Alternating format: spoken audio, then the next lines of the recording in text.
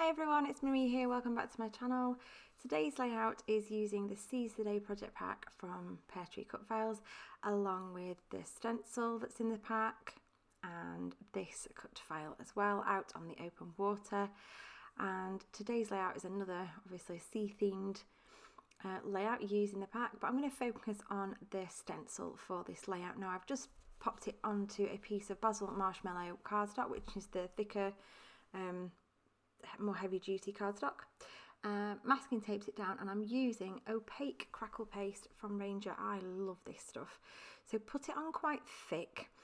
There will be lots left on the stencil when you've done, but it is possible to scrape it back off with your spatula when you're done, which is what I did just off camera. So as you can see, as I'm painting with my metallic paints, you can see all the crackles that have appeared. So as it dries, it kind of just cracks apart. It looks a bit like crazy paving. So I'm using these beautiful watercolours. This is a Paul Rubens set, and they're all really shimmery and lovely. They actually dry a little bit lighter than they look, so I do go back in later with another colour, but for now you can get the idea. I've just gone over everywhere I've put texture paste so that the paint can seep into the lines and then really show up, and then I've done some splatters as well. Now I do end up putting quite a lot of water on here, so this page buckles terribly and I end up having to run it through my Mink just to flatten it out a little bit before I can carry on and do anything else. But I do love the effect of the paint on the texture paste. Now here goes my cut file. I'm using this lovely anchor paper. This is from the Simple Stories Simple Vintage Seas collection, which I think they released last year. I didn't buy the whole collection. I think I bought the 6x8 paper pad and some of the ephemera, but there's plenty to go at, especially when you're making your own background like this. So I'm just backing the whole cut file on the same. I love those anchors, and it matches perfectly with the colours in my photograph. My son very kindly wore the right colour jacket for this layout. This was when the photographs were taken when we were on a boat exploring the seas around the Isle of Skye, and the skipper of the boat let Elliot go and sit and drive for a little while, which he thought was brilliant, as you can see from the smile on his face. This is what I was talking about earlier. I'm just going in with a bit of Distress Oxide in Faded Jeans, just to add a little bit more of a darker shade in to that watercolour. It was just a bit too light considering the colour that I've used to back the cut file, and then I wanted to use the ink, as I'm doing here, to ink over the words on the cut file that haven't been backed. So I'm doing water and on the, but I'm only doing half of them. So I'm doing half of them in Faded Jeans, and then I'm doing a little bit more in Stormy Skies, or Stormy Sky, just so that you've got that lovely ombre effect in the letters. Just doing the detailing now, using a little bit of masking tape there to make sure I didn't get ink where I didn't want ink. That's roughly where my photographs are going to sit, and I'm going to back this one on the same anchor paper as I've backed the cut file, and then use the edge of my scissors just to distress the edges of that photo. And then I'm going to see what else I've got in here. I fancied a bit of something different, so I'm using this wavy paper to back the other photograph.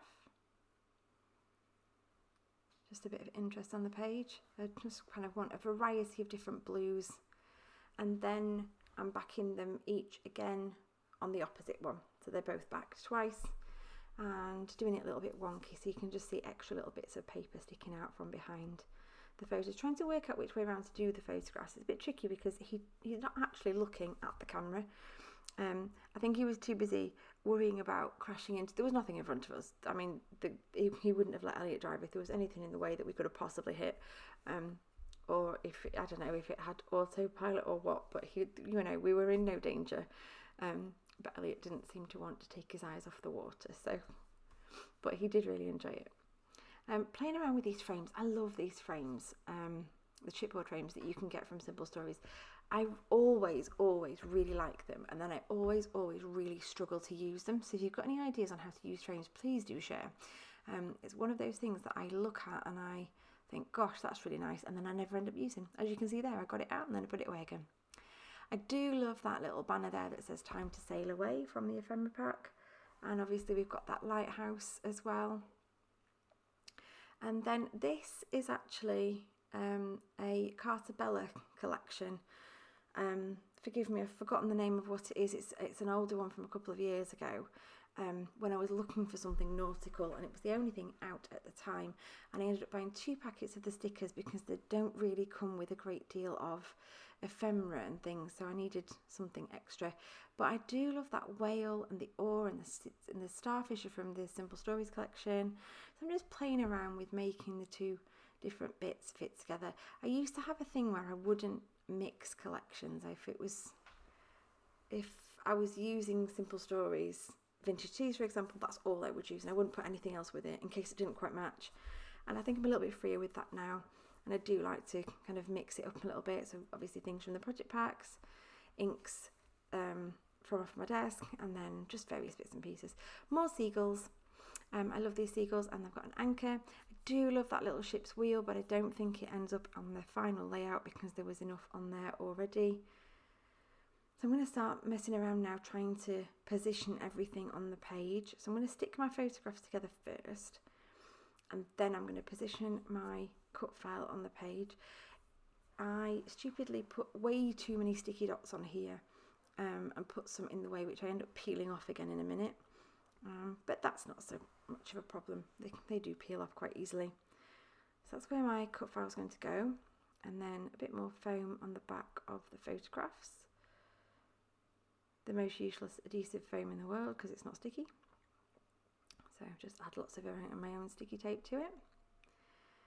And I'm going to, this is it. You see, I want to tuck the photograph under the end, and I've put foam on the end and didn't need it, so I end up peeling it back off again. But it works, it's fine. Not a problem. A little bit of extra glue, stick it back down. And I'm really happy with the placement of those photographs, and I love how that lighthouse kind of tucks in down the side. Going to put this little word now over open, and then there was a very special reason why I wanted to put the whale on here, was because we actually saw a whale. We saw a whale's fin. Never seen a whale before. We were hoping to see one. We saw porpoises, we saw dolphins. The dolphins actually swam alongside the boat, which was absolutely phenomenal. You can't get photographs of them. They move so fast. But I did get a really good video, so that was absolutely wonderful seeing them swim alongside.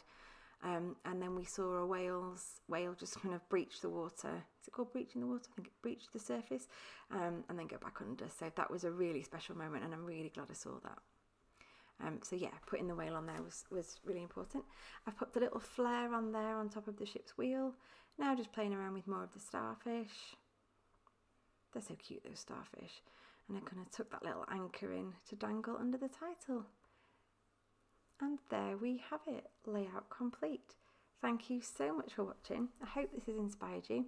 Do try out the crackle texture paste if you haven't already. It's so much fun. You can see the detail there on the photograph of how well it crackles, and all that detail that you can get on there.